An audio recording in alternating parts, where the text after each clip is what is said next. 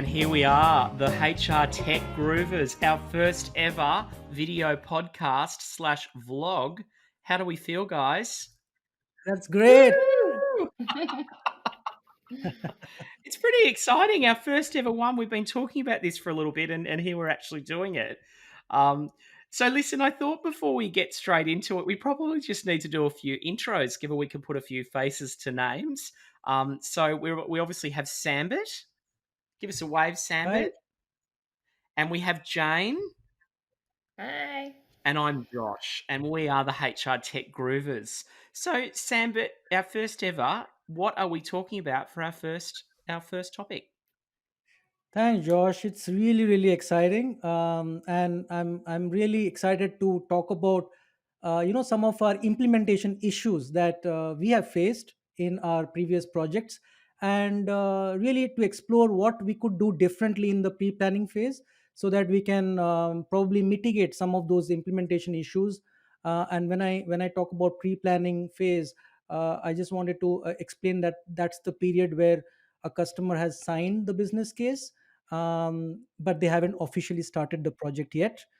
They are working with the vendor, for example, to get the statement of work finalized, working with their internal finance and procurement departments to get all the paperwork completed, getting all the resourcing, internal and external contractor resourcing all lined up. So that's where we want to focus what else they can look at, which that makes them in a strong position when they start the project. So Terrific. without wasting much time, Josh, um, I'll go to you, and I know you have donned a lot of hats in your career. You have been a consultant, you have been a delegate sponsor in the real estate project, and you have now been leading change and training activities in Bunnings. So, really keen to hear your thoughts around some of the implementation challenges you have faced, and also looking back how you could have done differently in the pre-planning phase to remove certain roadblocks there. Yeah, no, great question. Three, because there's always a lot you can do. If I had to nail it to, if I had to really boil it down to three, Sam, but that probably I'd start with the first one, which I think is organizational capability and capacity. So the way I see it, a project doesn't exist on its own, and it's part of a broader ecosystem of what else is on the delivery plate. And I think it's really important that you start to get an idea of what else is going on within the organization, and more importantly, do we actually have the bandwidth and capacity created to do the project? Because I think that's often an area that can really trip you up if you're not clear early on. The second one, it would be remiss of me not to talk about the case for change, given how passionate I am around change and technology transformation. And I think getting clear on that up front, even before you've begun the formal project kickoff, is really important. What are some of the key success criteria? What are some of the measures of success that you would look to have early on? I think gets you going well. Um, Third one, I would say it's probably starting to get a bit of a handle on the current state processes and what are they.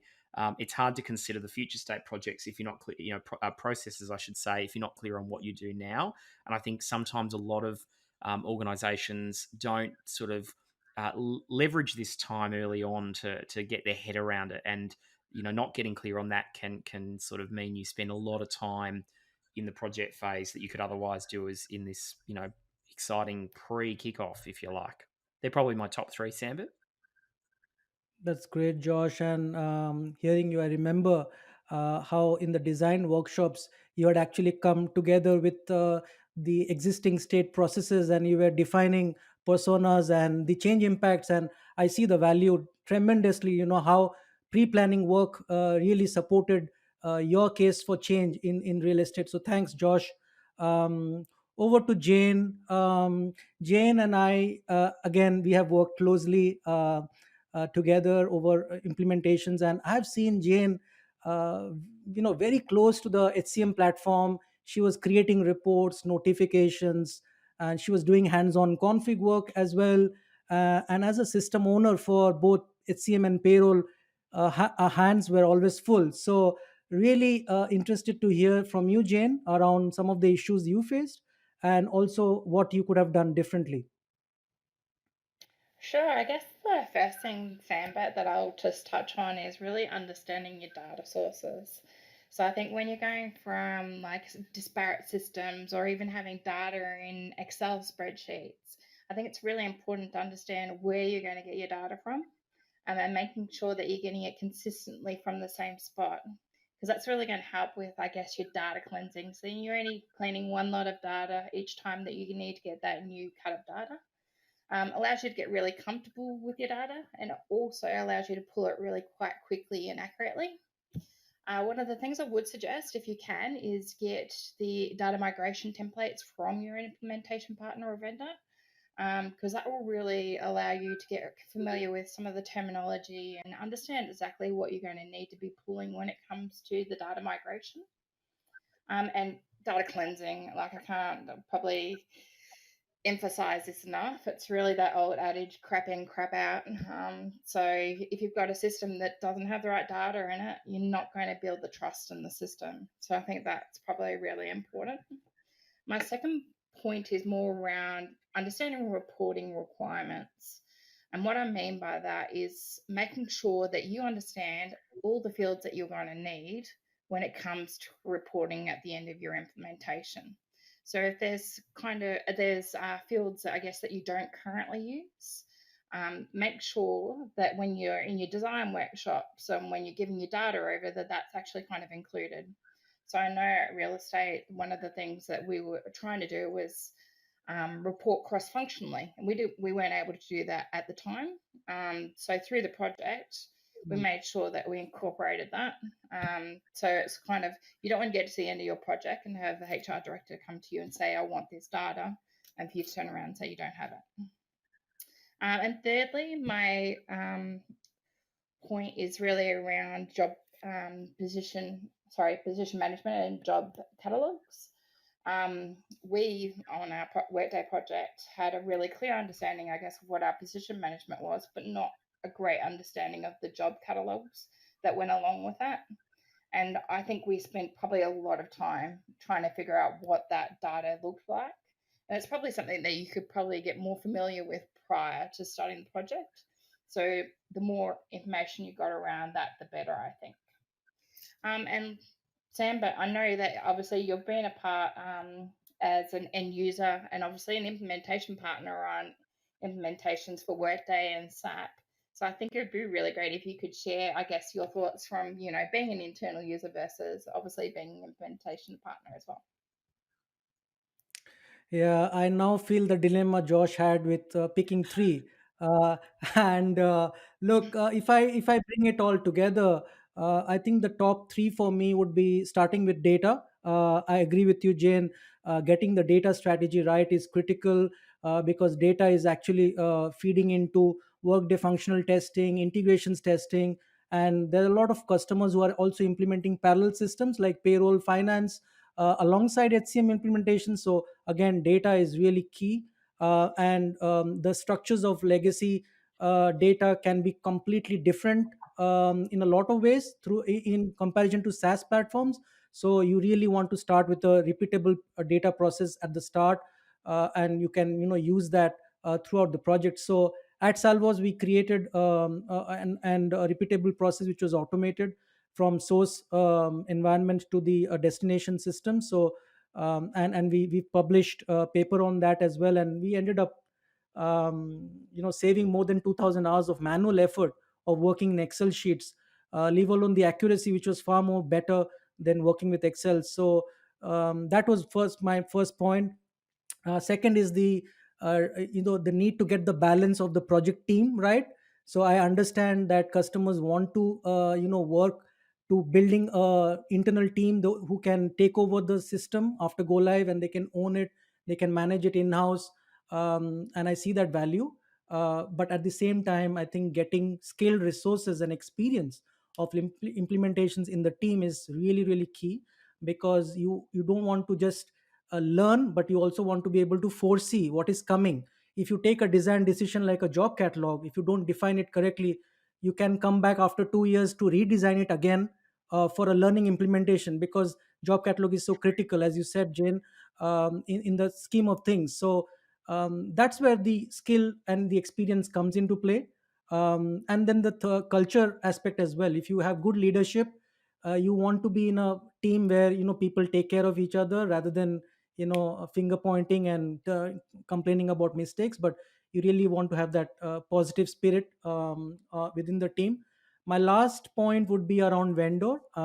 Again, being an implementation partner myself, I'm a bit biased around it, but I also feel that if at times when we have had customers where we have really felt like a team, like just like how I worked with you both, the engagement and the relationship is completely a different outcome. And small things like giving me feedback of my team, Josh, for example, used to have private discussions, not in front of the team members, to say, what, your one of your team members is not performing the right way or something like that. So I would definitely suggest that we should work as a team, set expectations early, and really forge good relations with your vendor, because more or less, when they are treated well, they will always outperform for you. um, Mm. and that's my call outs.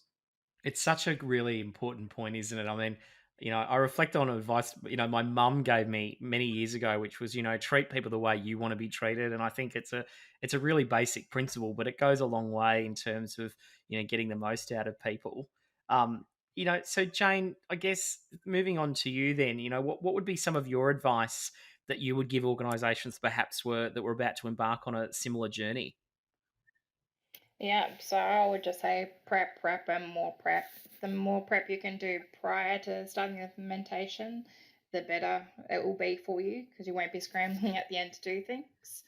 And if you're not sure where to start, just reach out to your vendor, reach out to your implementation partner. They've done this plenty of times, so they'll be able to give you So some hints and tips. So yeah. for sure, great point. And what about you, Sambit? Look, my message to our viewers would be to not be scared of asking a question, and even if that means to pause and think for a certain time during the implementation, to do that, take that time, um, because that's why all of us are also together here in a not for profit setup, where our main objective is to help people and customers who are embarking on this journey, to provide them advice and also connect them with some of our experts and friends who have also helped us in our journeys. So yeah, I'll be very keen, very happy to see if we have questions and comments. Really, that will be really exciting. Terrific. Thanks, Sam, and thanks, Jane. I think there's some really good insights that both of you have shared there around experience. And I have to admit, if I'd had some of these wise words many years ago or throughout my career, I think I probably would have used that pre-planning phase a lot better than perhaps I have in certain projects I've been involved in. So hopefully, as Sambit said, you as listeners, got something out of that discussion. So I mean, folks, there you have it. Thanks, Jane. Thanks, Sam. But we got through our very first one. If anyone is listening to this, interested in your comments in terms of whether this is something that you would like to hear more of, any reflections that you've had after having listened to this piece, and look, again, we'd love to get in touch with you. You can leave a message, you can drop us an email, you can send us a message on LinkedIn. But thanks again for listening, and thanks, Groovers, for a really interesting and fulsome conversation, I think, around the making, that pre-planning phase, which, as we can see through this conversation, is a really important piece. So thanks again, and looking forward to the next one that we'll do together. Bye for now. Thank you.